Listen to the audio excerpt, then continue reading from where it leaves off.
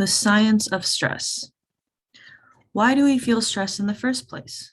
What is the purpose of this complex interaction of nerves, muscles, hormones, organs, and systems that leads to such unpleasant symptoms as sore muscles, headaches, feelings of emotional upset, and a host of other side effects?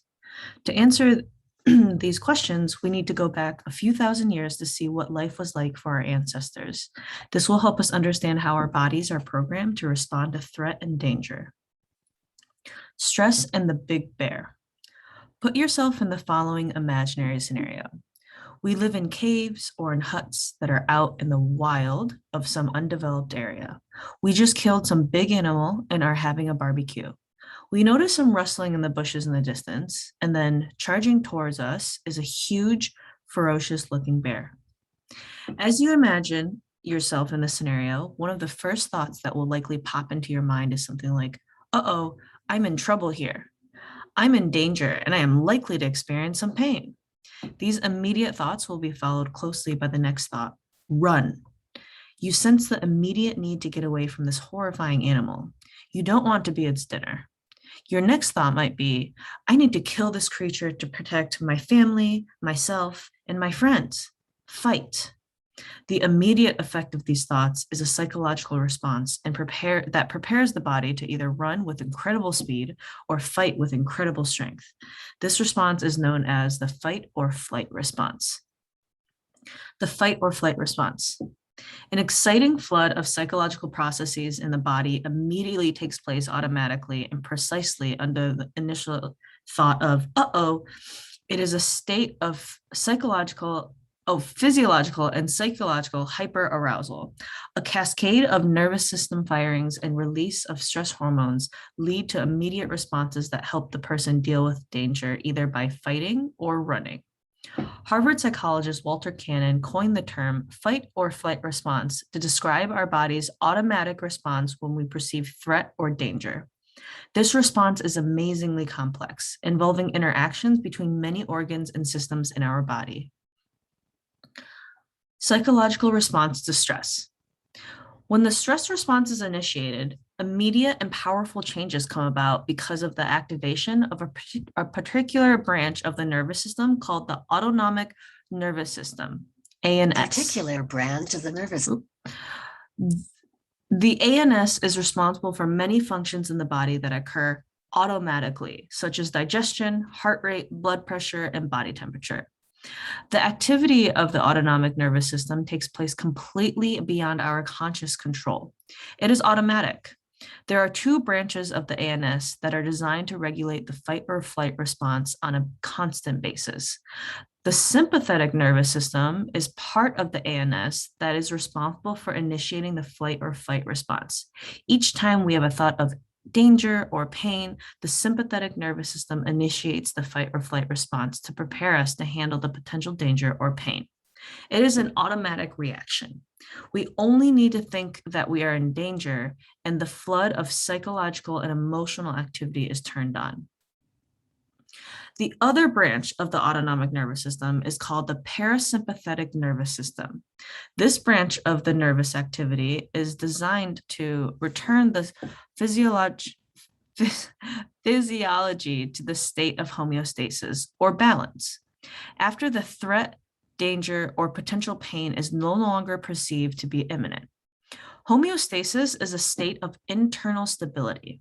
The function of the parasympathetic nervous system is to slow things down to return us to a more calm state. Blood concentrates in the central organs for such processes such as digestion and storage of energy reserves. Breathing and heart rate are slow. Blood pressure and body temperature drops. In general, muscle tension decreases. During parasympathetic activity, general relaxation, we are quiet and calm. The body generates and restores for future activity. The autonomic nervous system is controlled by the hypothalamus, which is commonly known as the master gland. The hypothalamus receives the message of danger from the higher order thinking component of the mind and delivers a message through the nervous system that connects to every other system of the body. The hypothalamus also delivers a message to the endocrine system to initiate the secretion of hormones. The hormones primarily epinephrine, adrenaline, and cortisol, flood the bloodstream and travel throughout the body to deliver information to cells and systems that will aid in creating the ability to be more speedy and powerful. Epinephrine, adrenaline, and norepinephrine, noradrenaline, are released into the bloodstream from the adrenal medulla. The adrenal medulla is part of the adrenal glands positioned on top of the kidneys. The cortisol is the other key hormone released from a portion of the adrenal glands called the adrenal cortex. Together, these hormones flood every cell in the body with a specific message to prepare for fight or flight, for more power and speed when we are faced with oncoming big bear. Sympathetic nervous system responses. Some immediate physiological changes that result from the sympathetic nervous system activation include increased central nervous system activity, increased mental activity, increased secretion of epinephrine, adrenaline, or norepinephrine, noradrenaline, and cortisol into the bloodstream and to every cell in the body, increased heart rate, increased cardiac output, increased blood pressure, increased breathing rate, breathing airways dilated, increased metabolism, increased oxygen consumption, increased oxygen to the brain. Blood is shunted away from the digestive tract and directed into muscles and limbs. Increased muscle contraction, which leads to increased strength, increased blood coagulation, blood clotting ability, increased circulation of free fatty acids, increased output of blood cholesterol, increased blood sugar released by the liver to nourish the muscles, increase of endorphins from the pituitary gland, pupils of the eyes dilate, hair strands on its end, blood thins, increased brainwave activity, sweat glands increase secretion, increased secretion from apocrine glands resulting in foul body odor, capillaries under the surface of the skin constrict, which consequently increases the blood pressure. There are also several processes in the bodies that tend to decrease in functioning when the fight or flight response is activated, such as immune system is suppressed, constriction of blood vessels, except to running and fighting muscles. Reproductive and sexual systems stop working normally. Digestive system stops metabolizing food normally. Excretory system turns off. Saliva dries up. Decreased perception of pain, kidneys decrease output, bowel, bladder, sphincter close.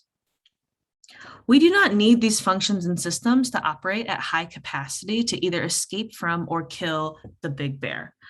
Their work is therefore suppressed in order to divert energy to those vital systems involved in increasing speed and power. For example, you do not need the immune system to help you kill the big bear. You do not need the reproductive system to help you escape from the big bear.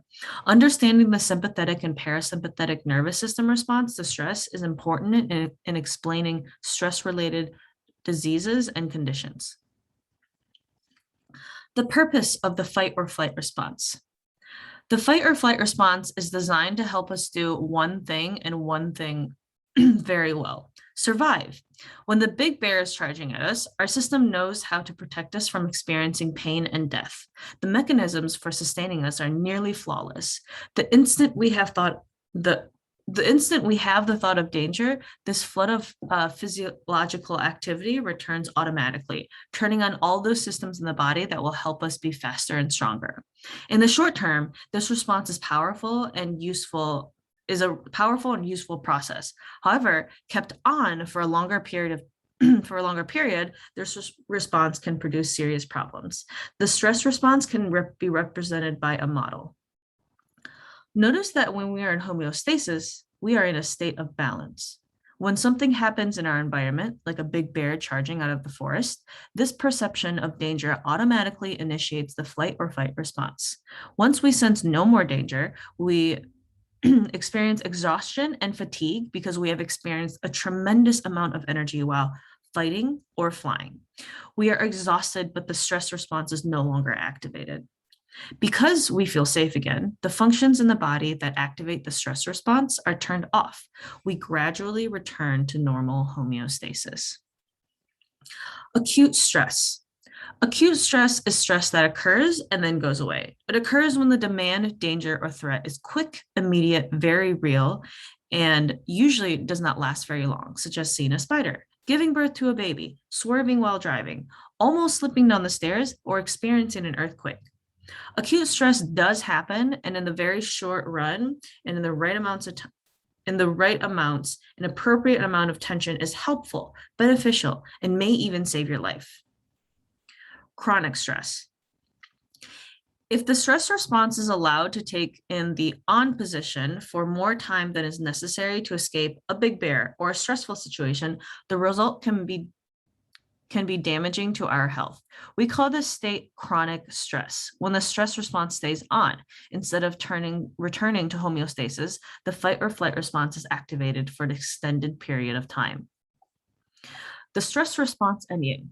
So does this relate to you? You have probably never been chased by a big bear or any other wild animal for that matter. The stress response today is simply the fight or flight response used by our primitive ancestors as they face the threats of daily life. Unfortunately, our bodies still react the same way to threats, real or imagined, even though in the vast majority of cases, the stressor does not require us to fight or flee. As Harvard cardiologist Herbert Benson remarked, the fight or flight emergency response is inappropriate to today's social stresses. Conclusion. Your body is designed to respond to acute stress in a predictable manner for one outcome, your survival. This response, the fight or flight or stress response, is critical for your ability to survive the life-threatening situations in life. In today's world, however, many of our challenges are not acute physical challenges. Today, we are faced with psychological and social stressors like too much to do, financial debt, concern for loved ones, loneliness, or unhealthy relationships.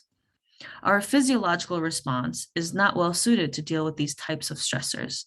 There are negative health consequences when our bodies stay in a state of physiological hyperarousal without release. Understanding the fight or flight response provide us with the foundation for understanding how stress management techniques have the ability to intercept the stress response.